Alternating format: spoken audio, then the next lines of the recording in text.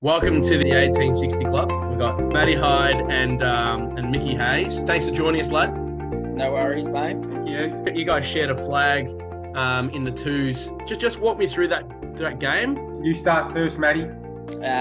All week it pretty much rained.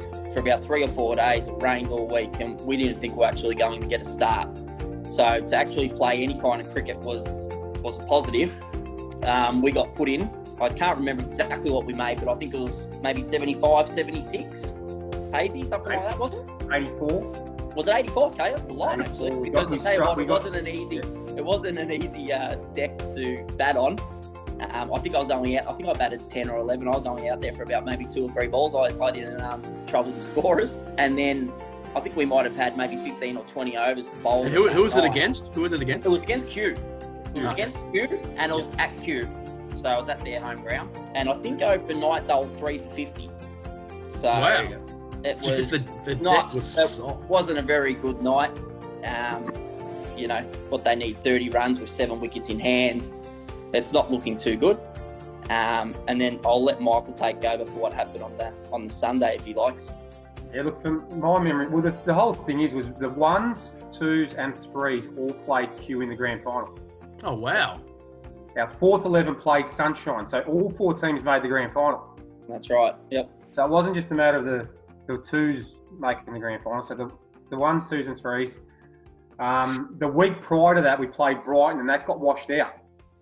Did too, yes. So we got put through, and I still remember that game pretty clearly. They had the big blowers day 2 trying to get a game up. They were trying to get 16 overs each side, and we're just like, well, we don't have to worry about it. I think we finished 1st or 2nd.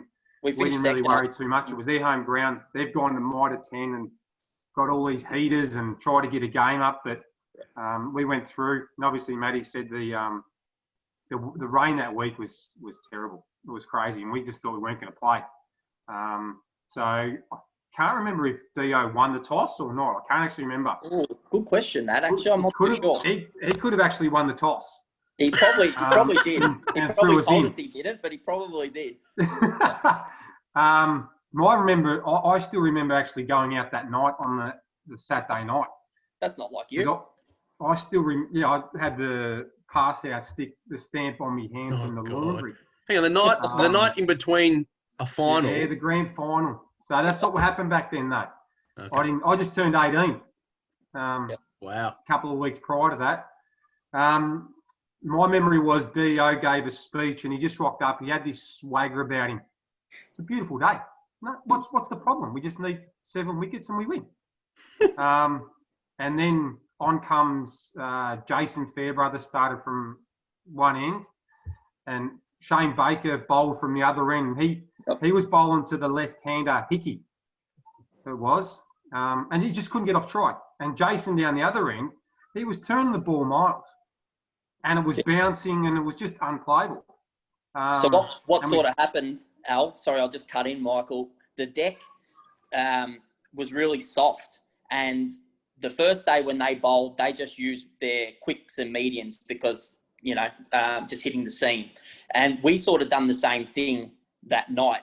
But the last couple of overs, Jace come on, and it just started to play a few tricks. And then the next day, it was basically, he was just bowling these little left arm, not even spinners. He was just hitting them on the spot. But what was happening was hitting the deck and just gripping, and then it wasn't unplayable.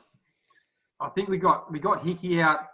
It might have been 7 or 8 down, but 1 wicket just led to another, and then we bowled him out for 64, I think it was. Yeah. Wow. I think we took 7 for 14 on this day. That's amazing. We had to bat a few overs till tea that were 1 down, and then they called the game off. But Jace Fairbrother, the spinner, he ended up taking 9 for 16. But realistically, the whole thing was, I reckon it was Bakes' spell from the other end. From the other end, bowling his little left arm sneakers. They couldn't score him. He just dotted them up. They couldn't score, and then Jack took all the wickets. It was great. So walk me through rocking up.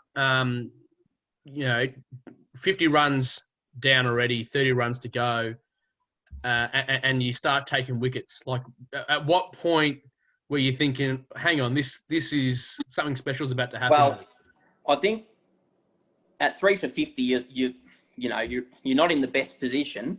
But I do remember, because it was about the third over or the fourth over of that day, I was keeping, and Jay's got 2 wickets, both caught behind to me. So they've gone from 3 for 50 to basically 5 for 51.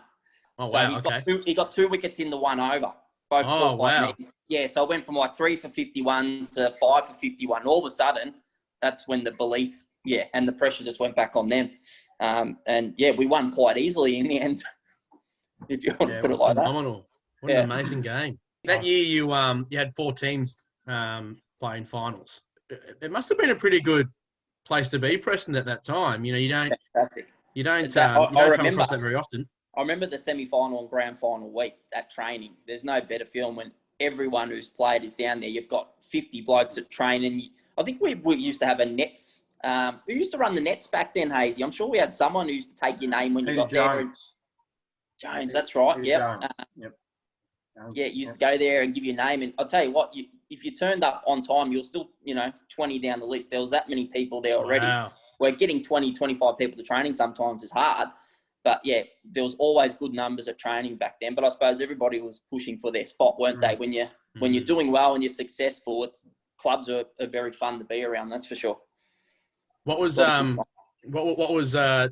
Thursday night dinners like? What was the post? Chicken and salad, I think it was most of the time. Remember Frankie Cleary with his the dinners? The dinners. He used to put it on the blackboard what the salad was. It was Bulgarian salad, and there was nothing special put in it. Yep. Half time the sausage was still mooing. Yes. Well undercooked. Well under. Neil Hart was his name. He sort of took over the Thursday night dinners, and it was just the atmosphere. We had the pool table set up downstairs. Yeah, it was the old pool, old social rooms, back where the new function centre is. They've done all that up, haven't they now? But the old rooms there you used to play darts on a Thursday night. Yeah. Everyone would be playing darts. Play probably an hour. Yeah, play pool, play darts, have a drink, have a meal. It was a good place to be. Everyone used to hang around.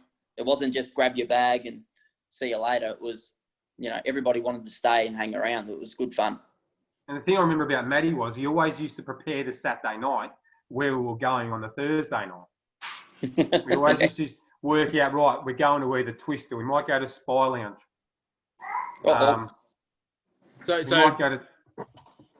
the culture, even on a Saturday night, how many players would you end up out on a Saturday night? How many could H fit in his car, basically? That was always handy. He would have been, I think Trish Bennett might have even driven us out a few times from memory. Yeah. But, who could get, really?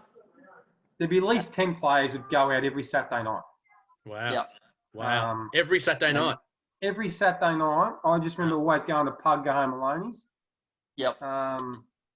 It was always just great fun. Going to the Clifton with the boys. It was just growing up as an 18-year-old. It was great fun. It was really good.